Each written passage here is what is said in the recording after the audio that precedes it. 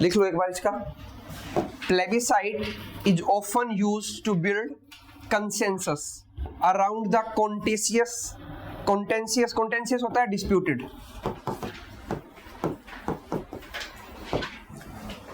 Issue and to increase the legitimacy of a decision by involving the public in the decision making process।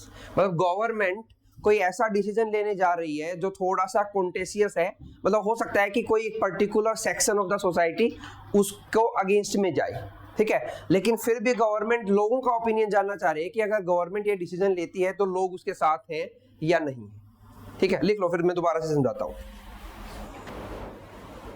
Done. मैं दोबारा से बताऊं एक बार। अगर कोई पॉपुलर गवर्नमेंट का मतलब है कि जो एग्जिस्टिंग गवर्नमेंट है, ठीक है, जो एग्जिस्टिंग गवर्नमेंट है उसके लिए हमने एक वर्ड भी यूज किया था लास्ट टू लास्ट क्लास में, इनकम्बेंट। वेरी गुड, इनकम्बेंट मैंने बताया था। इनकम्बेंट गवर्नमेंट अगर कोई ऐसा डिसीजन लेने जा रही है जो एक सर्टेन सोसाइटी या सर्टेन ग्रुप ऑफ पीपल्स को अफेक्ट कर सकता है, जैसे गवर्नमेंट ने डिसीजन लिया था कि हम ट्रिपल तलाक को बैन करेंगे, तो उससे पहले वो डिसीजन को पार्लियामेंट में पास करने से पहले अगर गवर्नमेंट को ये जानना हो कि मेरे इस डिसीजन के फेवर में कितने लोग हैं, अगेंस्ट में कितने लोग हैं, तो उसके लिए वो जो वोटिंग करवाएंगे उसको प्लेबिसाइट बोलते हैं। प्लेबिसाइट एंड रेफरेंडम में बहुत माइन्यूट डिफरेंस है। प्लेबिसाइट और रेफरेंडम में, रेफरेंडम वोटिंग के लिए होता है किसी भी इशू में यस या नो की, कि पब्लिक उसके फेवर में है या उसके अगेंस्ट में है, लेकिन प्लेबिसाइट एक लार्जर पब्लिक का बिलीफ क्या है किसी एक पर्टिकुलर इशू को लेके वो जानने के लिए होता है, ठीक है। होते दोनों वोटिंग के थ्रू ही है, प्लेबिसाइट भी और रेफरेंडम में। बाकी हम जब इनको डिटेल में पढ़ेंगे तो मैं और डिफरेंस इनका लिखवा दूंगा कि उनमें क्या डिफरेंस होता है, ठीक है।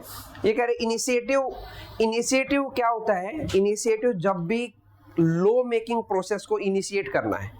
मैंने आप लोगों को बताया था, लेट्स सपोज कि किसी एक पर्टिकुलर एरिया में 100 लोग हैं जो रह रहे हैं और उनको कोई एक लॉ बनाना है, ठीक है। सो किसी ने किसी को तो इनमें से किसी एक पर्सन को उसका इनिशिएटिव लेना पड़ेगा कि हम लोग ये लॉ बनाना चाह रहे हैं। जैसे फॉर एग्जांपल मैंने बताया था कि इस एरिया के लोग एक पर्टिकुलर फॉरेस्ट एरिया को कट करके और वहां पे कोई डेवलपमेंट एक्टिविटी करना चाह रहे हैं, ठीक है। तो कोई इनिशिएटिव लेगा कि हम इतने स्क्वायर फीट एरिया के जो ट्री है उनको कट करेंगे, ठीक है, तो वो इनिशिएटिव हो गया। लेकिन वो इनिशिएटिव तभी फुलफिल हो पाएगा जब सर्टेन नंबर ऑफ पर्संस की बैकिंग होगी उसको। लेट्स सपोज कि रूल ये है कि कम से कम 20 लोगों की बैकिंग होनी चाहिए, कि 20 लोग एक पेपर पे लिख के दें और उस पे सिग्नेचर करें कि we want this area to be converted from forest area to a development area और टू ए कमर्शियल एरिया। तो 20 लोग उस पर साइन करके देंगे, तो उन्होंने इनिशिएट कर दिया है एक लॉ मेकिंग प्रोसेस को। अब इनिशिएट के बाद ये 100 लोग उस पर वोट करेंगे। अगर 50% से ज्यादा वोटिंग फेवर में आ गई तो यहाँ पे जितने भी ट्री हैं उनको कट करके कमर्शियल एरिया बना दिया जाएगा, नहीं आई तो नहीं बनेगा।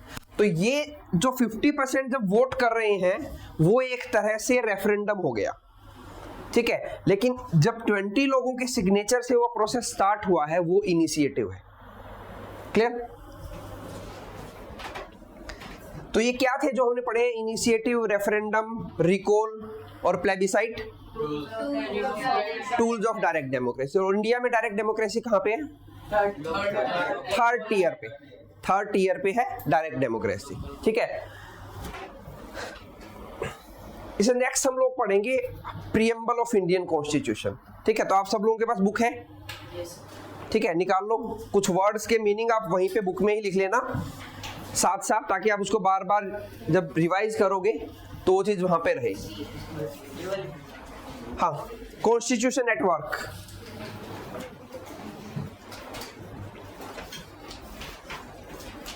कॉन्स्टिट्यूशन एट वर्क ओपन करोगे तो उसमें प्रीएम्बल नहीं दिए, प्रीएम्बल ऑफ इंडियन कॉन्स्टिट्यूशन है, ठीक है। क्या है प्रीएम्बल? पहले तो ये समझो, preamble is just like the ID card of Indian constitution. क्या है? ID card. अब आप लोगों के पास कोई आईडी कार्ड होता है या किसी पर्सन के पास कोई आईडी कार्ड होता है तो उसमें क्या लिखा होता है? उस पर्सन के बारे में बेसिक इंफॉर्मेशन, कि उसका नाम क्या है, ठीक है, उसका जेंडर क्या है, ठीक है, उसका डेट ऑफ बर्थ क्या है या उसका प्लेस ऑफ रेजिडेंस क्या है। तो एक बेसिक सी इंफॉर्मेशन उस पर्सन के बारे में लिखी होती है। तो ऐसे ही हमारा कॉन्स्टिट्यूशन क्या है उसके बारे में एक बेसिक सा इंफॉर्मेशन लिखा हुआ है हमारे प्रीएम्बल में। So preamble is just like the ID card of the constitution. Clear है ये? अब ये प्रीएम्बल इंडियन कॉन्स्टिट्यूशन में हम लोगों ने प्रीएम्बल का जो आइडिया है वो हम लोगों ने लिया यूएसए से, यूनाइटेड स्टेट ऑफ अमेरिका से हम लोगों ने प्रीएम्बल का आइडिया लिया, क्योंकि उनके कॉन्स्टिट्यूशन में प्रीएम्बल था तो ये प्रीएम्बल का आइडिया हम लोगों ने वहां से लिया। ठीक है, इस आइडिया को इंट्रोड्यूस किया था पंडित जवाहरलाल नेहरू ने, कि ऐसा कोई प्रीएम्बल होना चाहिए हमारे इंडियन कॉन्स्टिट्यूशन में। ये आइडिया किसका था? पंडित जवाहरलाल नेहरू का। ठीक है, लेकिन जो इसका इनिशियल नाम दिया गया था वो प्रीएम्बल नहीं था। इनिशियली इसको बोला गया था ऑब्जेक्टिव रिजोल्यूशन। ठीक है, प्रीएम्बल नाम इसको बाद में दिया गया, तो इनिशियल इसका नाम क्या था? Objective resolution. ये जो मैं एक्स्ट्रा फैक्ट्स फिगर बताता हूं ये आप लोगों को याद करने हैं सारे के सारे, जो मैंने पहले भी बताए हैं। जैसे मैंने फर्स्ट फीमेल प्रेसिडेंट बताई थी, फर्स्ट प्रेसिडेंट ऑफ यूएसए बताया था, फर्स्ट फीमेल सीएम बताई थी, फर्स्ट फीमेल गवर्नर बताई थी। तो ये आप लोगों को याद रखने हैं सारे के सारे और लिखने हैं साथ साथ। ठीक है, तो ये भी सारी इंपॉर्टेंट इन्फॉर्मेशन है। ये कहीं ना कहीं आपको एमसीक्यू फॉर्म में किसी न किसी एग्जाम में मिल जाएगा कि who gives the idea of preamble? Pandit Jawaharlal Nehru. What was the initial name of the preamble? Objective resolution. ठीक है, इसको हमारी कॉन्स्टिट्यूएंट असेंबली जो थी, कॉन्स्टिट्यूएंट असेंबली क्या थी? Constituent assembly. कॉन्स्टिट्यूएंट असेंबली वो सभा थी, वो असेंबली थी जिसने हमारा कॉन्स्टिट्यूशन बनाया। जब इंडिया ब्रिटिशर्स के अंडर में था तो इंडियंस ने डिमांड किया ब्रिटिशर्स को कि हम लोगों को एक कॉन्स्टिट्यूएंट असेंबली बनाने दो जिसमें हम अलग अलग लोगों को चुन के बैठाएंगे और वो लोग हम लोगों का कॉन्स्टिट्यूशन बनाएंगे। तो कॉन्स्टिट्यूएंट असेंबली वो असेंबली थी जिसने इंडिया का कॉन्स्टिट्यूशन बनाया। ठीक है, कॉन्स्टिट्यूएंट असेंबली में 13 दिसंबर 1946 को ये ऑब्जेक्टिव रिजोल्यूशन रखा गया था और इसको पास किया था 22 जनवरी 1947 में। ठीक है, रखा गया। फिर इस पे बहस हुई कि इसमें क्या होना चाहिए क्या नहीं होना चाहिए। ठीक है, और फिर इसको फाइनली पास कर दिया गया 22 जनवरी 1947 को। ये पास होके इंडियन कॉन्स्टिट्यूशन का हिस्सा बन गया। क्लियर? इसकी जो ये लैंग्वेज है, जिस लैंग्वेज में ये लिखा गया है, ये लैंग्वेज हम लोगों ने ऑस्ट्रेलिया से ली है। हाँ, जो लैंग्वेज लिखी गई है वो लैंग्वेज को लिखने का वे जो है हम लोगों ने ऑस्ट्रेलिया से लिया है। आइडिया हम लोगों ने कहां से लिया? यूएसए से। लेकिन कैसे लिखा जाए उसको, ये आइडिया हम लोगों ने ऑस्ट्रेलिया से लिया। तो ऑस्ट्रेलिया के कॉन्स्टिट्यूशन में भी प्रीएम्बल है और यूएसए के कॉन्स्टिट्यूशन में भी प्रीएम्बल है, और ब्रिटेन में तो रिटन कॉन्स्टिट्यूशन ही नहीं है, ये मैंने आप लोगों को बताया था। क्लियर? कॉन्स्टिट्यूएंट असेंबली में, क्योंकि जो भी चीज हमारे कॉन्स्टिट्यूशन में है वो सब कॉन्स्टिट्यूएंट असेंबली ने पास की है, तभी वो हमारे कॉन्स्टिट्यूशन में है। कॉन्स्टिट्यूएंट असेंबली इंडिया के लोगों की एक सभा थी जिन्होंने खुद के लिए कॉन्स्टिट्यूशन बनाया। तो उस कॉन्स्टिट्यूएंट असेंबली में 13 दिसंबर को ये आइडिया रखा गया जवाहरलाल नेहरू के द्वारा कि हमारा भी एक ऐसा ऑब्जेक्टिव रिजोल्यूशन होना चाहिए जिसको बाद में नाम बदल के प्रीएम्बल रख दिया गया। उस पर बहस हुई, लोगों ने डिस्कशन किया कि इसमें क्या होना चाहिए क्या नहीं होना चाहिए, और फाइनली उसको पास कर दिया 22 ऑफ जनवरी 1947 को। तो ये डेट इंपॉर्टेंट है, आपको ये भी ध्यान रखनी है। क्लियर? प्रीएम्बल क्या है, किसने इंट्रोड्यूस किया, कब इंट्रोड्यूस हुआ, कहां से हमने लिया, इसकी लैंग्वेज हमने कहां से ली। डन सारा? ऐसा आपकी बुक में कुछ नहीं मिलेगा, तो ये आप लोगों को लिखना है। ठीक है, चाहो तो बुक में ही लिख लो, चाहो तो कॉपी में लिख लो, एज यू विश।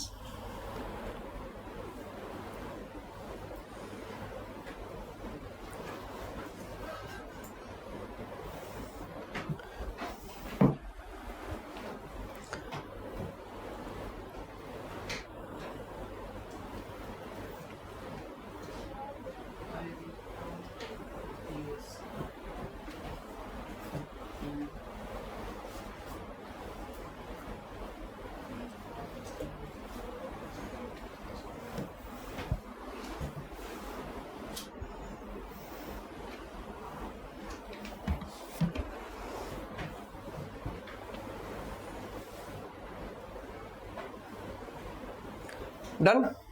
तो स्टार्ट करते हैं पढ़ना। खोलो अपनी अपनी book. We the people of India, किस किस के पास नहीं है बुक?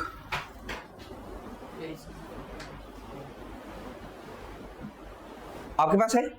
हाँ, तो आगे आके बैठो भाई उनके पास और बुक लेके आया करो। आपके पास भी नहीं है? आगे बाहर से ले आओ, जाओ जल्दी जाओ, जल्दी भाग के जाओ।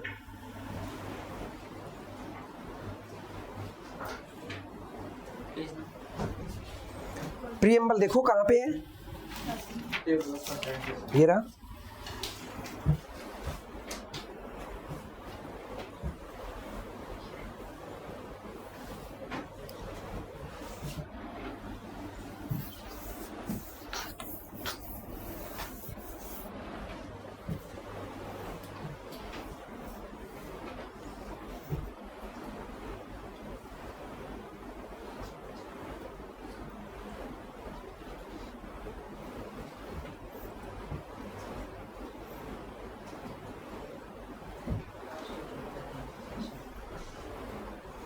आगे आगे आ जाओ, उनके पास बैठो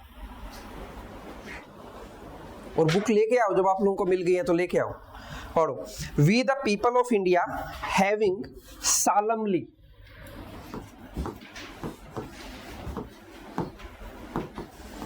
we the people of India having solemnly, solemnly का मतलब होता है that we are very serious about something। solemnly का मतलब होता है serious। ठीक है, प्रोनाउंस किया जाएगा solemnly। रिजोल्व का मतलब होता है वी आर डिटरमाइंड, दृढ़ निश्चय है हमारा, डिटरमाइंड। रिजोल्व का मतलब है डिटरमाइंड, हम बहुत सीरियस हैं और बहुत डिटरमिन्ड हैं जब हम ये चीज को लिख रहे हैं, ये मतलब था। solemnly रिजोल्व, solemnly मतलब सीरियस, रिजोल्व मीन्स डिटरमिन्ड, मतलब हम बहुत गंभीर हैं, सीरियस हैं, और जब हमने एक दृढ़ निश्चय किया है किस चीज का, वो आगे बताएंगे। किस चीज का दृढ़ निश्चय किया है? टू कॉन्स्टिट्यूट, कॉन्स्टिट्यूट का मतलब होता है टू मेक समथिंग, कॉन्स्टिट्यूट का मतलब टू मेक इंडिया इनटू। हम लोग किस बात पे सीरियस हैं या किस बात का दृढ़ निश्चय लिया है हम लोगों ने कि हमें इंडिया को कैसा बनाना है। Clear?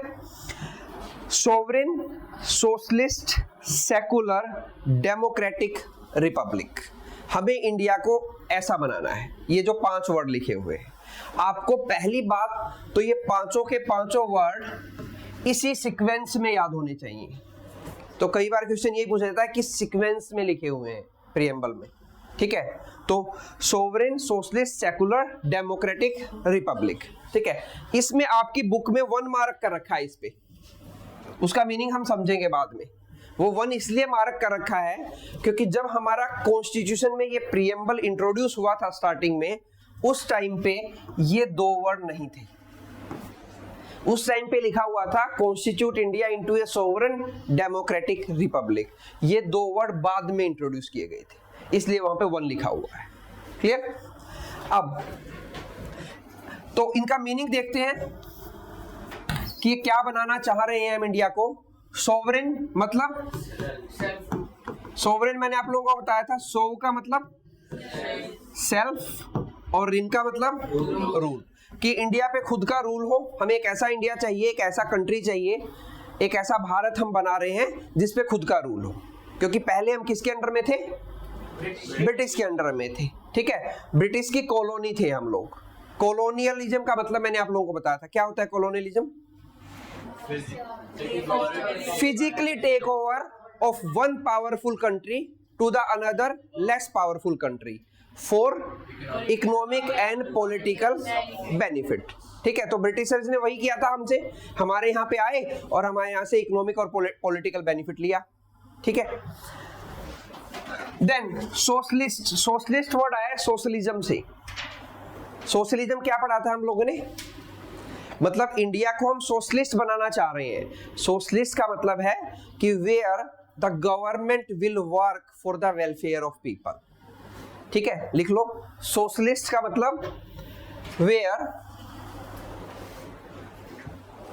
Where government will work for the welfare of people, तो उसको हम सोशलिस्ट गवर्नमेंट बोलेंगे।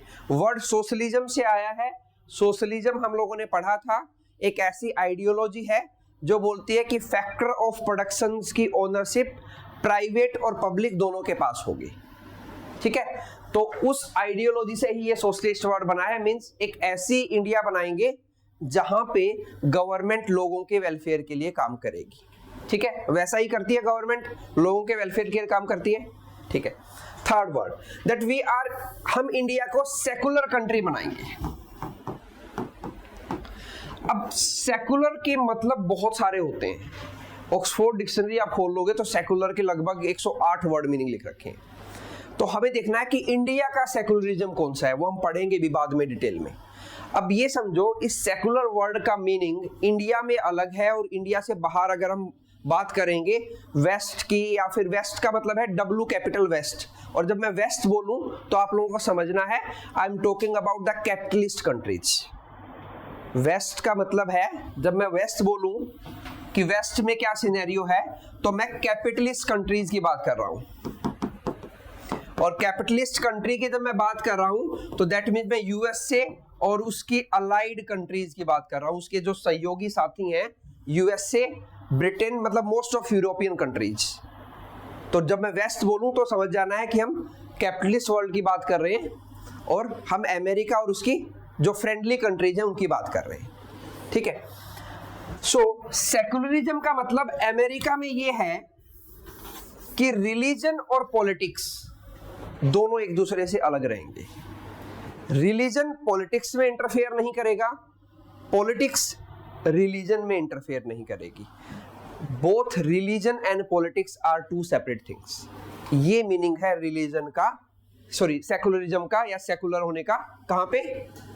अमेरिका में, इंडिया में नहीं, अमेरिका में।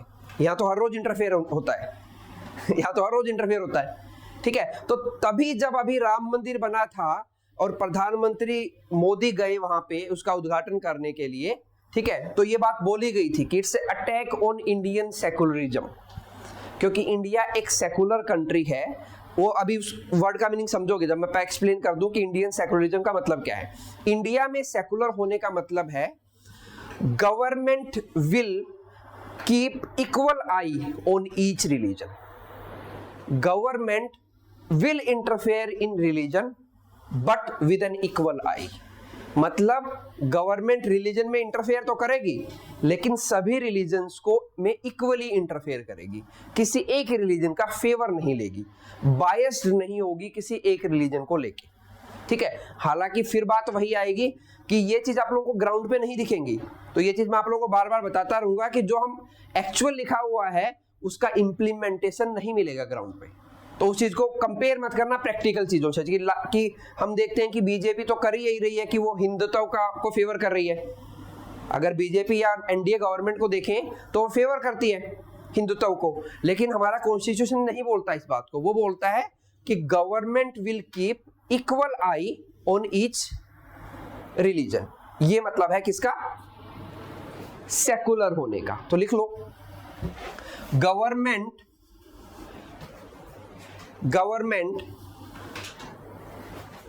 will interfere in religion, government will interfere in religion without being biased, without being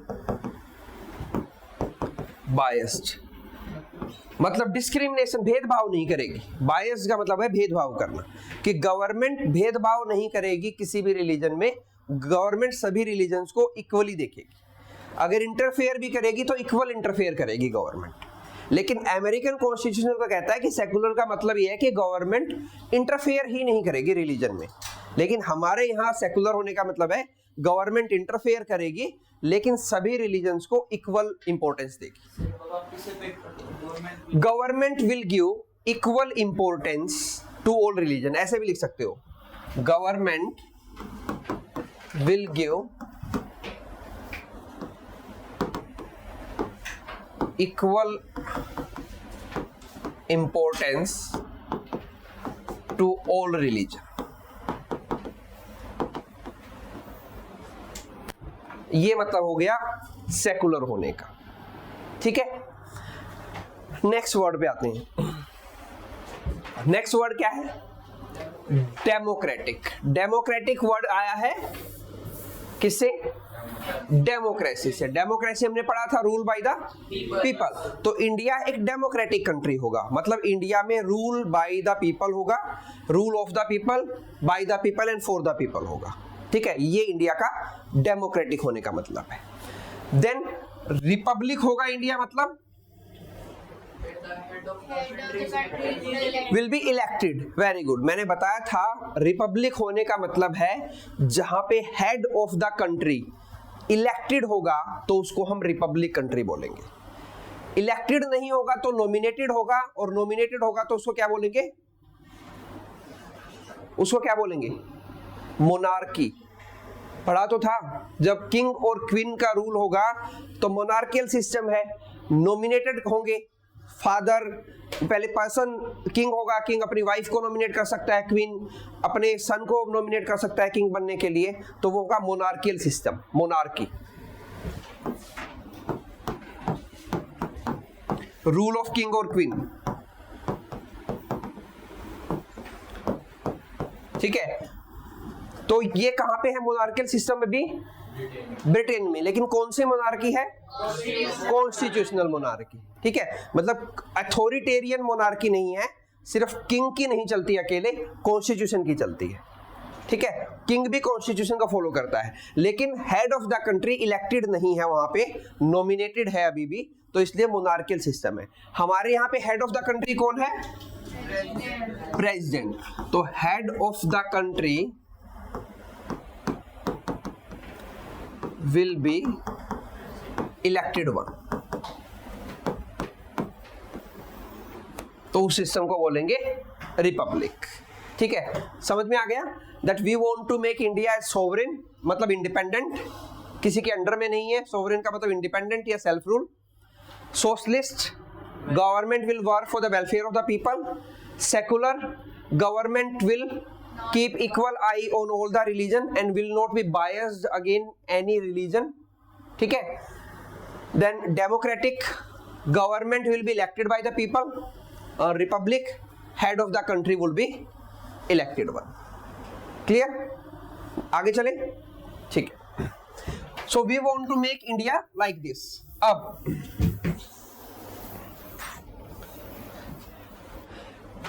and to secure all its citizen, क्या secure करना है हमें सिटीजन्स को? जस्टिस, मतलब सभी को जस्टिस मिले। जस्टिस कैसा मिले? Social, economic and political. तो आपको ये भी याद रखना है कि कौन सा जस्टिस की बात की गई है। 3 जस्टिस की बात की गई है, सोशल, पॉलिटिकल और इकोनॉमिक। ठीक है, तो सेप से याद रखना कि सेप जस्टिस की बात की है, सोशल, इकोनॉमिक और पॉलिटिकल। सोशल जस्टिस कैसे मिलेगा लोगों को? When all people are equal. ठीक है, गवर्नमेंट की आई में सब लोग इक्वल होंगे, तो उसके लिए हमें कुछ फंडामेंटल राइट्स दिए गए हैं हमारे कॉन्स्टिट्यूशन में, that we all are equal. ठीक है, तो इक्वल मिलेगा, सोशली हम लोग इक्वल हैं। गवर्नमेंट ये नहीं बताती कि ये अमीर है या गरीब है, या ये अपर क्लास है या लोअर क्लास है, गवर्नमेंट ऐसा कोई बात नहीं करती। ठीक है, गवर्नमेंट ने सबके लिए इक्वल प्रोविजन किए हैं। गवर्नमेंट ने अगर कोई फैसिलिटी दी है तो वो सबके लिए इक्वल है। गवर्नमेंट ने सरकारी स्कूल अगर खोले हैं तो वहां सभी जा सकते हैं, सरकारी हॉस्पिटल हैं तो वहां सभी जा सकते हैं। कोई गवर्नमेंट सर्विस है तो रिच भी उसका बेनिफिट ले सकता है, पुअर भी ले सकता है। तो गवर्नमेंट नहीं, सोशली सबको इक्वली ट्रीट करती है। तो ये हो गया सोशल जस्टिस। ठीक है, इकोनॉमिक जस्टिस मतलब अगर ए और बी किसी कंट्री के सिटीजन हैं, इंडिया के सिटीजन हैं, तो ए भी कोई भी काम कर सकता है और बी भी कोई भी काम कर सकता है जो लीगल है इंडिया में करना। ठीक है, इकोनॉमिक एक्टिविटी क्या होती है? वो एक्टिविटी होती है जो हम कोई किसी प्रोडक्शन के लिए करते हैं। ठीक है, तो कोई भी इकोनॉमिक एक्टिविटी कोई भी पर्सन कर सकता है, उस पर कोई रिस्ट्रिक्शन नहीं है। ठीक है, तो इकोनॉमिकली हम इक्वल हैं, हमें इकोनॉमिक जस्टिस मिला है। पॉलिटिकल जस्टिस मतलब कोई भी पर्सन जो 18 साल से ऊपर का है उसको राइट टू वोट है। कोई भी पर्सन जो 18 साल से ऊपर है या किसी केस में 21 या 30, 25 या 35 साल से ऊपर है, वो हम बाद में देखेंगे, उस केस में वो एक सर्टेन इलेक्शंस को फाइट कर सकता है। जैसे प्रेसिडेंट बनने के लिए 35 की एज है, कि 35 एज से ऊपर कोई भी इंडियन सिटीजन प्रेसिडेंट के इलेक्शन के लिए फाइट कर सकता है। तो ये हो गया political justice. I repeat, social justice, society में सबको इक्वल इंपॉर्टेंस दिया है, इक्वल राइट्स दिए हैं कॉन्स्टिट्यूशन ने, तो वो सोशल इक्वालिटी हो गई। इकोनॉमिक मतलब आपको फ्रीडम है कोई भी काम करने की, कहीं पे भी काम करने की, जो एक पर्सन कर सकता है वो दूसरा भी कर सकता है, अगर वो लेजिटिमेट वर्क है, वो लीगल वर्क है तो। ठीक है, तो वो सबको करने की इक्वल परमिशन है, इकोनॉमिक जस्टिस हो गया। पॉलिटिकल जस्टिस मतलब राइट टू वोट सबके पास है, अब वो a certain age, right to fight elections सबके पास है। ठीक है, विद सर्टेन लिमिट्स और सर्टेन क्राइटेरिया अगर वो फुलफिल कर रहा है तो। ठीक है, तो ये हो गया पॉलिटिकल जस्टिस। तो सोशल, इकोनॉमिक और पॉलिटिकल जस्टिस है हम लोग के पास। ठीक है, और देन उसके बाद लिबर्टी की आज़ादी है हम लोगों को। अब ये सोशल जस्टिस कैसे मिला है, ये कॉन्स्टिट्यूशन में लिखा हुआ है, फंडामेंटल राइट में लिखा हुआ है। ठीक है, पॉलिटिकल राइट्स भी कॉन्स्टिट्यूशन में लिखे हुए हैं, राइट टू वोट। तो ये जस्ट एक आईडी कार्ड है जो आप लोगों को ये बता रहा है कि इस कॉन्स्टिट्यूशन में क्या है, उस पर्सन के बारे में मेन डिटेल बता रहा है, अंदर की फुल फ्लैश डिटेल नहीं बता रहा। ठीक है, तो कॉन्स्टिट्यूशन का ऊपर से निचोड़ बताता है प्रीएम्बल। तो हम लोगों को लिबर्टी है थॉट की, एक्सप्रेशन की, बिलीफ की, फेथ की और वर्शिप की। हम किसी भी रिलीजन को वर्शिप कर सकते हैं, राइट टू रिलीजियस अफेयर्स है हम लोगों के पास एज ए फंडामेंटल राइट। ठीक है, आप किसी भी रिलीजन में फेथ रख सकते हो, कोई नहीं रोकेगा आपको। बिलीफ होता है, belief plus trust is equal to faith होता है। आप किसी चीज को मान रहे हो, उस पर ट्रस्ट कर रहे हो, belief plus trust is equal to faith होता है। ठीक है, तो बिलीव करने का भी फ्रीडम है, आपको किसी भी चीज में बिलीव कर सकते हो।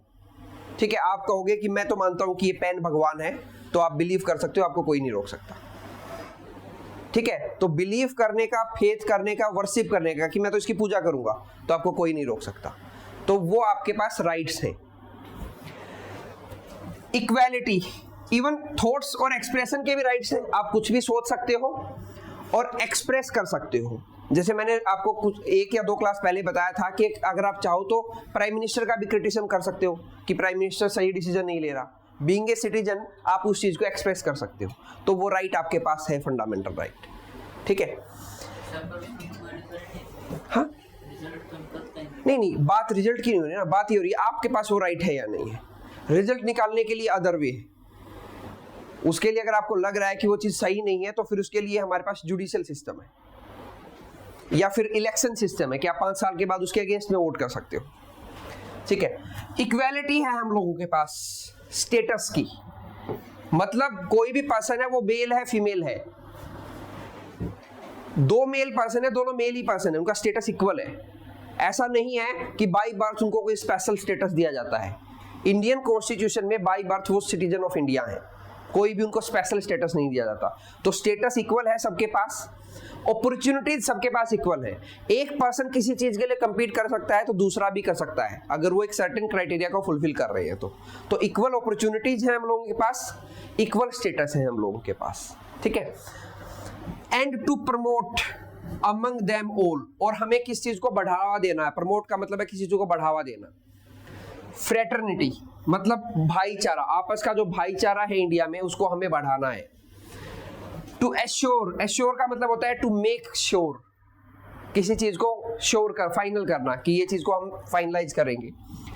Dignity of the individual and unity and integrity of the nation, हमें इंडिविजुअल की सेल्फ रिस्पेक्ट को बनाए रखना है, ठीक है। एक्सप्रेशन के फ्रीडम का मतलब ये नहीं है कि हम दूसरे की इंसल्ट कर दें, हमें उसकी डिग्निटी को भी बनाए रखना है। एक्सप्रेशन की एक लिमिट है, वो सबके लिए है, ठीक है। Individual and unity and integrity of the nation, और देश की एकता और अखंडता को हम लोगों को बनाए रखना है। ये हमारे कॉन्स्टिट्यूशन में लिखा हुआ है। यहां पे नंबर 2 लिखा होगा आपकी बुक में, यूनिटी एंड इंटीग्रिटी में नंबर 2 लिखा है, क्योंकि इंटीग्रिटी वर्ड भी नहीं था पहले हमारे कॉन्स्टिट्यूशन में, बाद में ऐड हुआ था, उस पे भी आते हैं अभी। In our constituent assembly, constituent assembly क्या थी? वो असेंबली थी जिसने कॉन्स्टिट्यूशन को फ्रेम किया, कॉन्स्टिट्यूशन बनाया। This 26th day of November 1949, 26th of November 1949, do hereby we adopt, enact and give ourselves this constitution। तो हम अपने आप को, हम इसको मानते हैं, इसको लागू भी करते हैं, हालांकि ये इनेक्ट बाद में हुआ था, ठीक है। Enact and give ourselves this constitution, कि ये कॉन्स्टिट्यूशन जिसमें ये सारी चीजें लिखी हुई है वो हम अपने आप को दे रहे हैं, being a citizen of India, ठीक है। अब 26 नवंबर 1949 इस दिन हमारा कॉन्स्टिट्यूशन बनके तैयार हुआ था, इसीलिए हम एवरी 26 नवंबर को कॉन्स्टिट्यूशन डे ऑफ इंडिया मनाते हैं, कॉन्स्टिट्यूशन डे ऑफ इंडिया, ठीक है। पहले एक बार इतना इसको दोबारा से पढ़ो कॉपी में, कोई वर्ड का मीनिंग आपको दोबारा पूछना है पूछो, फिर हम आगे मूव होते हैं। लिबर्टी का बता, लिबर्टी है आप लोगों को आजादी है, किस चीज की लिबर्टी है? ऑफ थॉट, सोचने की। आप माइंड में सोच सकते हो कुछ भी, उस चीज को एक्सप्रेस कर सकते हो, लेकिन एक्सप्रेस करते वक्त आपको ये ध्यान रखना है कि सामने वाले का आप इंसल्ट नहीं कर रहे हो, ठीक है। बिलीफ रख सकते हो किसी भी चीज में, मान सकते हो किसी चीज को, किसी चीज पे ट्रस्ट कर सकते हो और किसी भी चीज की पूजा कर सकते हो। तो ये चीजें ये आपको फंडामेंटल राइट में मिली हुई है, वो हम आगे पढ़ेंगे, क्योंकि ये तो हमारे कॉन्स्टिट्यूशन का एक सार है, एक बेसिक निचोड़ है, ठीक है। इसमें डिटेल में जाएंगे तो हम पूरा का पूरा कॉन्स्टिट्यूशन पढ़ेंगे, इस बुक में ही हम कॉन्स्टिट्यूशन पढ़ेंगे सारा का सारा। इंटीग्रिटी मतलब अखंडता, जो इंडिया है पूरा का पूरा, तो उसको हमें बनाए रखना है, किसी भी कोई पार्ट टूट के अलग ना हो। क्योंकि ये चीज जब हुई थी, मैं भी आप लोगों को समझाऊंगा, जब ऐसा हुआ था कि लगा था कि कुछ स्टेट ऐसे हैं जो इंडिया से अलग होना चाह रहे हैं, तो उस टाइम पे फिर इस वर्ड को इंट्रोड्यूस किया गया था। हाँ जी, फ्रेटर्निटी भाईचारा, मतलब लोगों में एक दूसरे के साथ मिलके रहें ऐसी भावना बनानी है। Brotherhood, fraternity is brotherhood.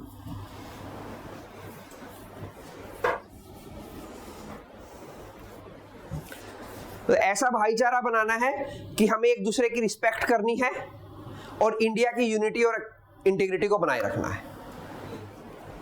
तो हम लोग भी एक रहें, हम में भी यूनिटी रहे और इंडिया भी इंटीग्रल रहे, उसका कोई पार्ट अलग ना हो।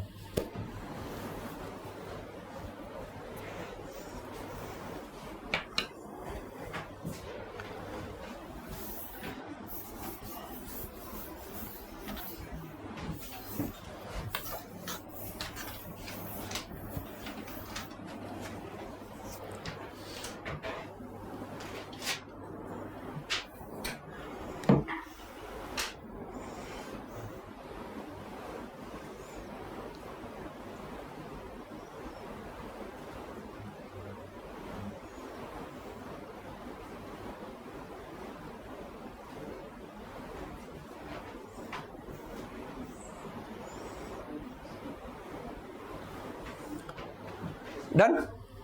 अब मैंने बताया कि कॉन्स्टिट्यूशन में स्टार्टिंग में ये 3 वर्ड नहीं थे, ठीक है। तो जब मिस इंदिरा गांधी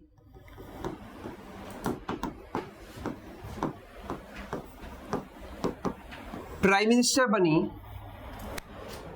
तो उन्होंने कॉन्स्टिट्यूशनल अमेंडमेंट की बात की।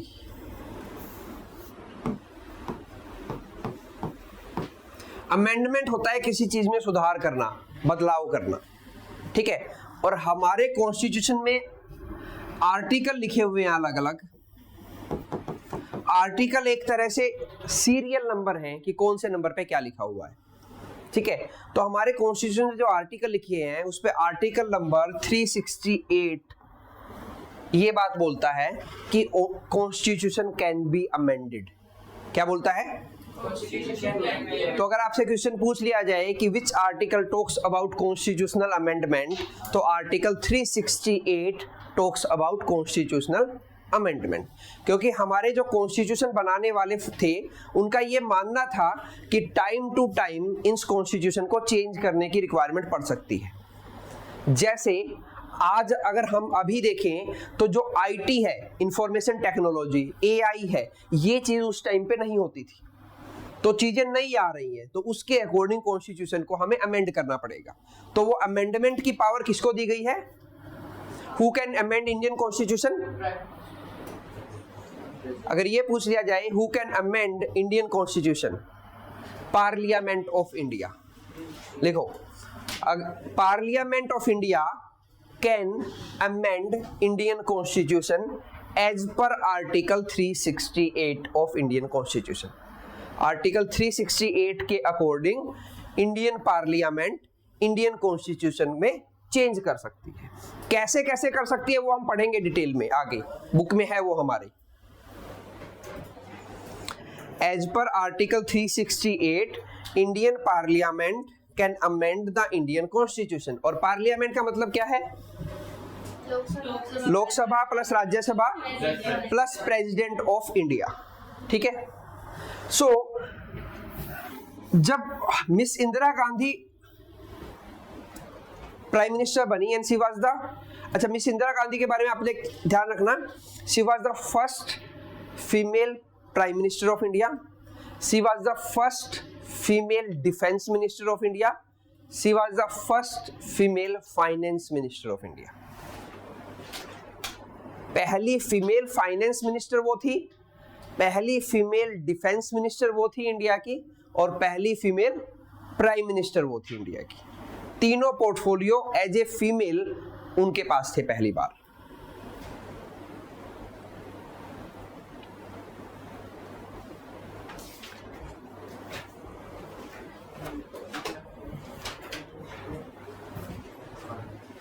लेकिन जब वो प्राइम मिनिस्टर थी तो ये पोर्टफोलियो उनके पास एडिशनल थे, वो specific full fledge finance minister नहीं थी, फुल फ्लेज डिफेंस मिनिस्टर नहीं थी। मतलब हमारे प्राइम मिनिस्टर के पास ये अथॉरिटी है कि वो अलग अलग पोर्टफोलियो जो हैं, prime minister, finance minister, education minister, इनमें से बहुत सारों को वो अपने पास रख सकता है। मतलब ऐसा पॉसिबल है कि एक पर्सन एक टाइम पे प्राइम मिनिस्टर भी हो, होम मिनिस्टर भी हो, फाइनेंस मिनिस्टर भी हो, एजुकेशन मिनिस्टर भी हो, वो कितने भी पोर्टफोलियो अपने पास रख सकता है। ये अथॉरिटी हमारे प्राइम मिनिस्टर के पास है। तो जब ये प्राइम मिनिस्टर बनी थी तो इन्होंने डिफेंस मिनिस्टर और फाइनेंस मिनिस्ट्री अपने पास रखी थी, ठीक है। अगर ये पूछ लिया जाए who was the first full fledge female finance minister of India, जो पहली फीमेल फाइनेंस मिनिस्टर थी जो सिर्फ फाइनेंस मिनिस्टर थी, तो वो थी निर्मला सीतारमन। कौन थी? निर्मला सीतारमन। और अभी कौन है? अभी हमारे फाइनेंस मिनिस्टर कौन है? अभी भी वही है, मिस निर्मला सीतारमन। अभी भी वही फाइनेंस मिनिस्टर हैं और पहली full flash female finance minister भी वही है, और पहली full time female defence minister भी यही थी, निर्मला सीतारमन। पहली फीमेल फुल टाइम के लिए फाइनेंस मिनिस्टर और डिफेंस मिनिस्टर दोनों पोर्टफोलियो किसके पास है? निर्मला सीतारमण के। अभी भी फाइनेंस मिनिस्टर वही है, ठीक है। अभी डिफेंस मिनिस्टर कौन है? Mister Rajnath Singh. Mister Rajnath Singh is the defence minister of India. तो अब इस पे देखते हैं। तो जब मिस इंदिरा गांधी बनी तो इन्होंने कॉन्स्टिट्यूशन में अमेंडमेंट का प्रस्ताव रखा कि हम कॉन्स्टिट्यूशन को अमेंड करेंगे। और ऐसा नहीं था कि इन्होंने पहली बार अमेंडमेंट किया हो, इनसे पहले अमेंडमेंट बहुत बार हो चुका था। जो पहला अमेंडमेंट हुआ था वो पंडित जवाहरलाल नेहरू के टाइम पे ही हो गया था, ठीक है। इन्होंने भी कई सारे अमेंडमेंट किए, लेकिन एक अमेंडमेंट जो बहुत फेमस है जो इन्होंने किया था वो था 42nd constitutional amendment act. CAA का मतलब है कॉन्स्टिट्यूशन अमेंडमेंट एक्ट ऑफ 1976। इस टाइम पे इन्होंने एक कॉन्स्टिट्यूशनल अमेंडमेंट किया था, और इस कॉन्स्टिट्यूशनल अमेंडमेंट में इन्होंने हमारे कॉन्स्टिट्यूशन का एक बड़े पार्ट को चेंज कर दिया था। बहुत लार्ज अमेंडमेंट इन्होंने किए थे। जनरली क्या होता है, बहुत बड़े अमेंडमेंट नहीं होते कॉन्स्टिट्यूशन में, लेकिन इन्होंने बहुत ज्यादा अमेंडमेंट कर दिए थे इस एक अमेंडमेंट में। 42nd टाइम जब अमेंड हुआ, 42nd कॉन्स्टिट्यूशनल अमेंडमेंट का मतलब है कि 42nd टाइम अमेंड हो रहा था हमारा कॉन्स्टिट्यूशन। अभी तो 100 से ऊपर टाइम अमेंड हो चुका है अभी हमारा कॉन्स्टिट्यूशन, ठीक है। तो जब 42nd टाइम अमेंड हुआ मिस इंदिरा गांधी के टाइम पे, तो उन्होंने बहुत सारे अमेंडमेंट किए, जिसकी वजह से इस अमेंडमेंट का नाम है मिनी कॉन्स्टिट्यूशन।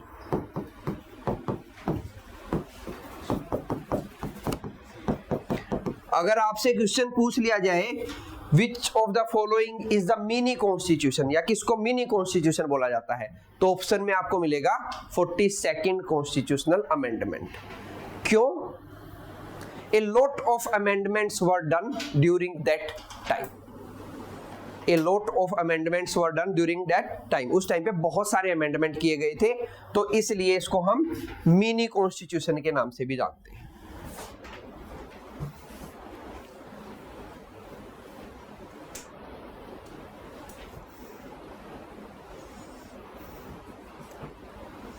तो अब नीचे पढ़ो, जो 1 और 2 लिखे हुए हैं, क्या लिखे हुए हैं? सब्स्टिट्यूटेड, SUBS का मतलब है सब्स्टिट्यूट, मतलब उस चीज को रखा गया था। सब्स्टिट्यूटेड बाय कॉन्स्टिट्यूशनल, नीचे 1 और 2, 1 पढ़ रहे हैं हम, मिल गया सबको?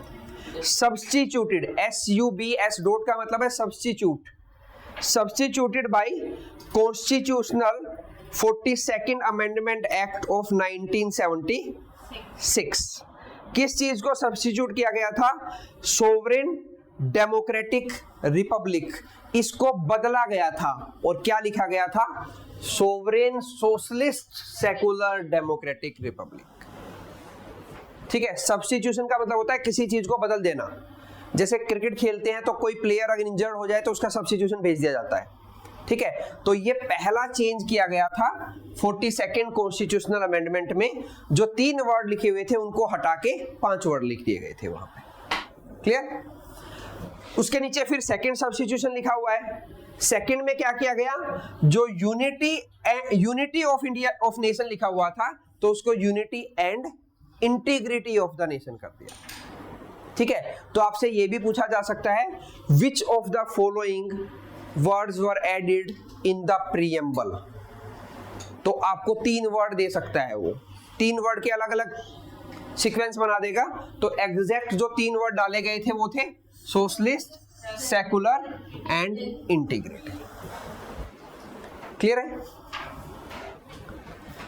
अब जब ये कॉन्स्टिट्यूशनल अमेंडमेंट हुआ 42nd, तो इस 42nd कॉन्स्टिट्यूशन अमेंडमेंट में बहुत सारी कमेटीज बनाई गई थी, अलग अलग कमेटी बनाई गई थी अलग अलग पार्ट को अमेंड करने के लिए। तो उसी टाइम एक कमेटी बनाई गई थी सरदार सवरन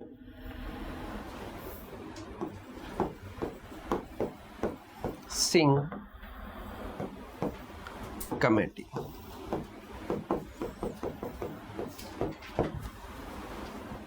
उस टाइम पे एक कमेटी बनाई गई जिसका नाम था सरदार सौरन सिंह कमेटी। इस कमेटी ने रिकमेंड किया था introduction of fundamental duties in the constitution. किस चीज को रिकमेंड किया था? फंडामेंटल ड्यूटीज को, कि हमारे कॉन्स्टिट्यूशन में फंडामेंटल ड्यूटी होनी चाहिए। कहां लिखोगे? पेज पलटो, एक पेज पलटो, मिल गई फंडामेंटल ड्यूटी, लिख लो वहीं पे। Recommended by Sardar Swaran Singh committee. और ये सरदार सौरन सिंह कमेटी बनी कब थी? जब 42nd कॉन्स्टिट्यूशनल अमेंडमेंट एक्ट हुआ ऑफ 1976 का। ठीक है, तो अब 2-3 क्वेश्चन यहां बन सकते हैं। पहला तो आपसे वो एग्जामिनर ये पूछ ले कि fundamental duties were introduce under which amendment? तो कौन से अमेंडमेंट में? 42nd में। Which was the committee that recommend the introduction of fundamental duty? Sardar Saran Singh Committee. Who was the prime minister at that time? Miss Indira Gandhi. ठीक है, तो question ऐसे पूछे जा सकते हैं, तो आप लोगों को ये चीजें ध्यान रखनी है। ठीक है, इन्होंने 10 फंडामेंटल ड्यूटीज रिकमेंड की थी जो इंट्रोड्यूस की जाए। इनिशियली अगर ये पूछ लिया जाए अभी कितनी है, काउंट करो, 11। तो के ऊपर स्टार लगा हुआ है, देखो। ठीक है, क्योंकि ये बाद में ऐड की गई थी। कब ऐड की गई थी वो नीचे लिखा भी हुआ है, 86th कॉन्स्टिट्यूशनल अमेंडमेंट एक्ट 2002 में ऐड की गई थी, ये बाद में ऐड की गई थी। ठीक है, पहले ये पूछ लिया जाए कि फंडामेंटल ड्यूटी क्या इनिशियली कॉन्स्टिट्यूशन में थी? नहीं थी। किसने इंट्रोड्यूस की? प्राइम मिनिस्टर इंदिरा गांधी ने 42nd कॉन्स्टिट्यूशनल अमेंडमेंट से। सरदार सौरन सिंह कमेटी बनाई गई, उन्होंने रिकमेंड की। कहां से ली आइडिया? कहां से लिया आइडिया? ऑफ प्रीएम्बल तो लिया यूएसए से, आइडिया ऑफ फंडामेंटल ड्यूटी कहां से लिया?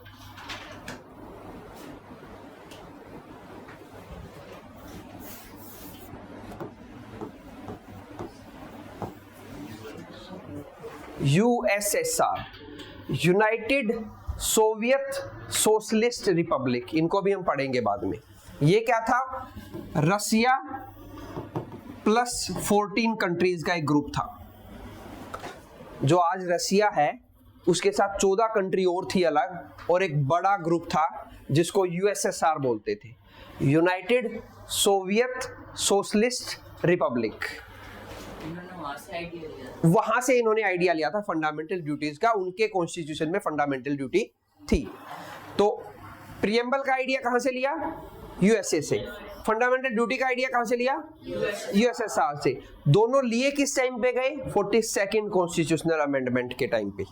सॉरी, वो पहले ले लिया गया था। अमेंडमेंट जो अमेंड हुआ था वो 42nd में किया गया था, आइडिया तो पहले ले लिया था। किसका? प्रीएम्बल का। प्रीएम्बल का आइडिया तो किसने लिया था? पंडित जवाहरलाल नेहरू ने। कहां से? यूएसए से। ठीक है, और फंडामेंटल ड्यूटी का लिया सरदार सौरन सिंह कमेटी ने यूएसएसआर से। और सरदार सौरन सिंह के बारे में ये लिख लो, he was the longest serving cabinet minister of India. जो ये finance minister, home minister, education minister, इनको कैबिनेट मिनिस्टर बोलते हैं। वो प्राइम मिनिस्टर के एक कैबिनेट का हिस्सा होते हैं। ठीक है, तो he was the longest serving, सबसे लंबे टाइम तक longest serving cabinet minister of India था।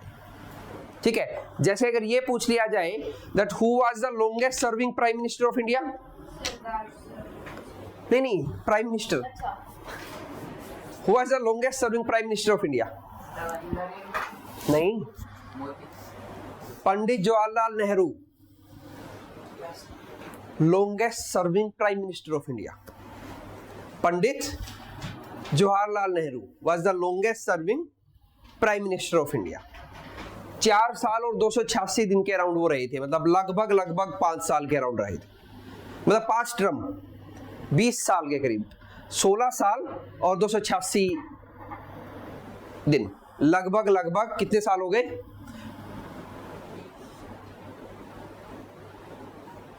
17 साल हो गए। 16 साल और 286 दिन। दिन कितने साल का एक दिन, एक साल कितने दिन का होता है? 365, तो वो 286 रहा है। ठीक है, तो 4 कॉन्जिक्यूटिव टर्म, जैसे अभी मोदी कौन सी टर्म आएगा अगर आएंगे तो थर्ड टर्म, तो वो ऐसे ही 4 बार 5-5 साल रहे और उसके बाद 286 दिन, तो 5 20 21 साल हो गया। 17 नहीं, सॉरी, कितने साल हो गया? 21 साल हो गया। 4 टर्म पूरी की उन्होंने और उसके बाद 286 दिन और रहे। ठीक है, उनके बारे में ये भी लिख लो, he was the first prime minister who died in office. He was the first prime minister who died in office. Died in office का मतलब ये नहीं कि वो अपने ऑफिस में मरे थे। डाइड इन ऑफिस का मतलब है जब आप किसी पब्लिक पोस्ट पे हो और तब आपकी डेथ हो जाए। डेथ हो जाए घर पे, लेकिन आप उस पोस्ट पे थे। ठीक है, तो उसको बोलेंगे died in office. Died in office का मतलब क्या है? अगर कोई पब्लिक सर्वेंट किसी भी पब्लिक जॉब पे है, किसी भी प्रोफाइल पे है और उसकी डेथ हो जाती है उस टाइम पे, तो उसको बोलते हैं डाइड इन ऑफिस। ठीक है, डाइड इन ऑफिस का मतलब ये नहीं कि ऑफिस में मरा वो घर पे ही था, लेकिन उस टाइम पे वो प्राइम मिनिस्टर थे, एक ऑफिशियल पोजीशन को होल्ड किए हुए थे। So he was the first prime minister who died in office and he was the longest serving prime minister of India. ठीक है,